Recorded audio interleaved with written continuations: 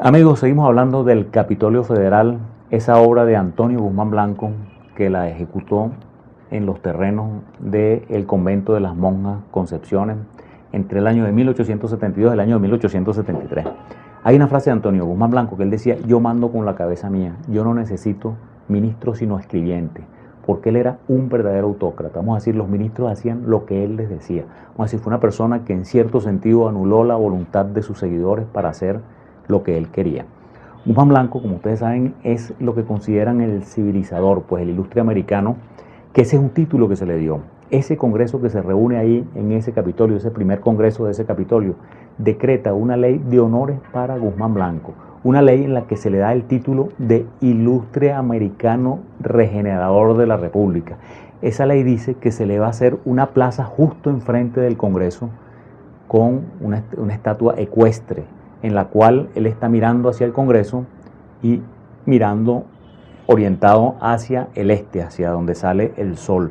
Esa estatua se conoce o se conoció como la estatua del saludante. Y otra estatua, que era una estatua de pie, que era muy grande, que se puso en el Calvario, que los caraqueños la llamaron el manganzón, porque era una estatua que quedó así como de forma. Entonces esas dos estatuas fueron emblemáticas en el gobierno de Guzmán, fueron el saludante y el manganzón, pero fueron destruidas cuando Guzmán se va del país. Guzmán gobierna esos 7 primeros años, que es el septenio, de 1870 al 77, y el 78 él deja a uno de los suyos, que era Francisco Linares Alcántara, pero se le voltea.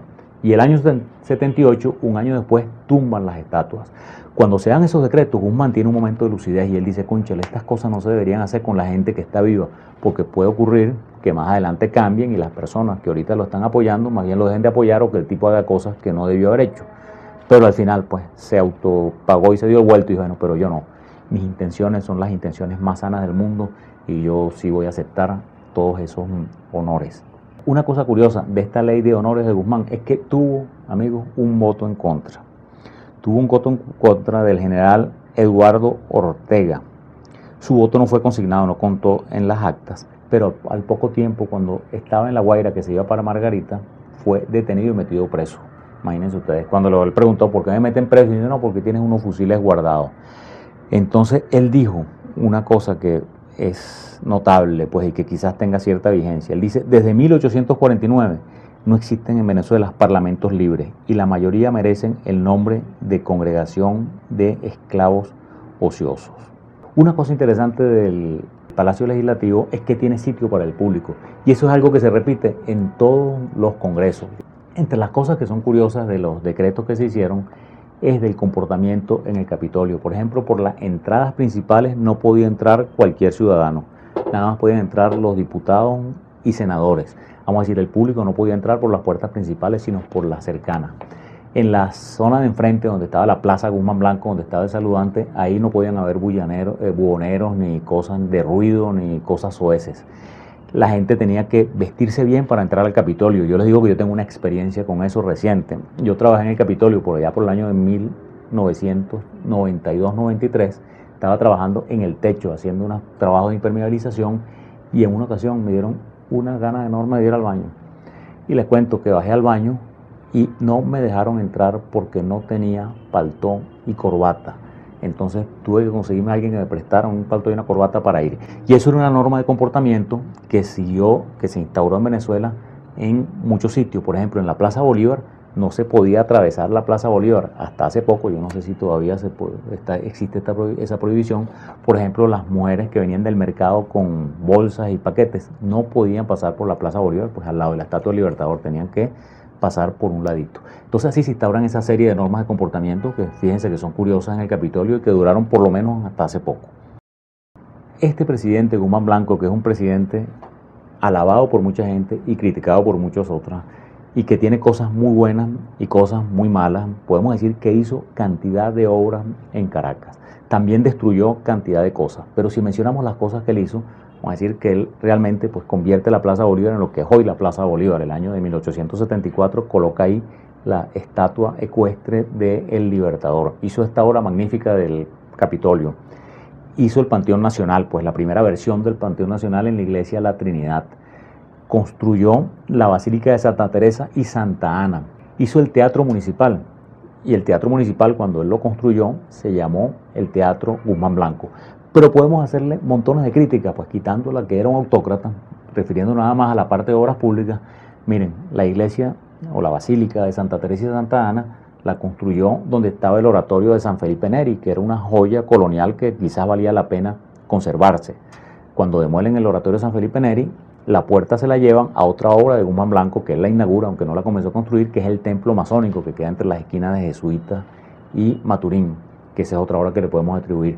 Pero también podemos decir que el Teatro Municipal lo construye en donde estaba la plaza y la iglesia de San Pablo, que era una reliquia colonial, era donde estaba el Nazareno de San Pablo, y él pues no tuvo empacho para demolerlo y construir eso ahí, que posiblemente hubiera podido hacer su Teatro Guzmán Blanco, como él lo llamó, o su Teatro Municipal, como lo llamamos nosotros, lo podía haber hecho en cualquier otro sitio de Caracas.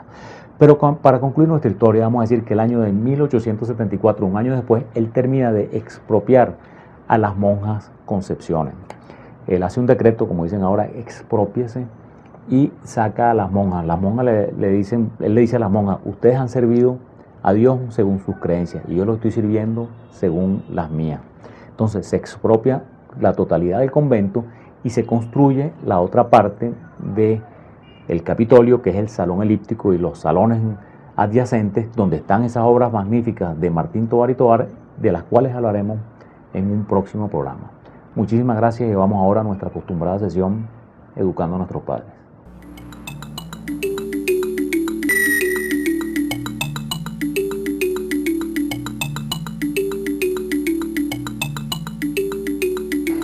Educando a nuestros padres.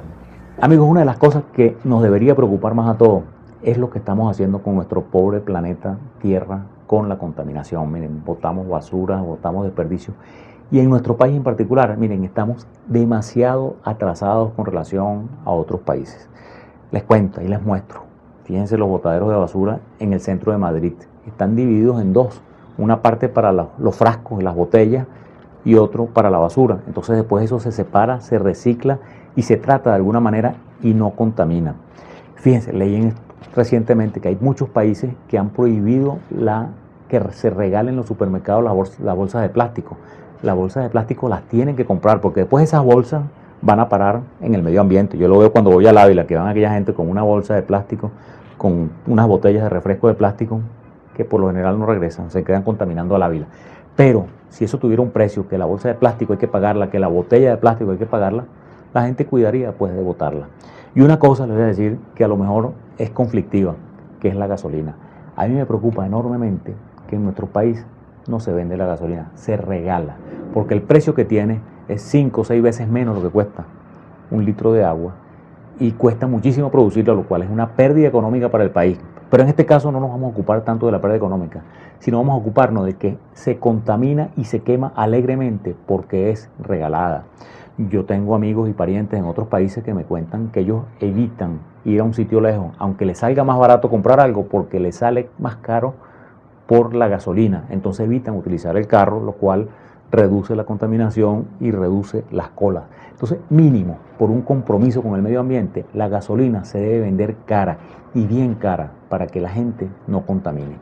Y ese es el mensaje que les tengo para hoy. Tenemos que hacer un gran esfuerzo en reducir la contaminación, en que en Venezuela se instauren en todas partes, con tantas como sea posible, que se separe la basura y se recicle y que la gasolina tenga un precio razonable para evitar que se queme y siga contaminando nuestra atmósfera y nuestro planeta. Muchísimas gracias, muy buenas noches, los esperamos en un próximo programa, Los Cuentos del Tío Pepe.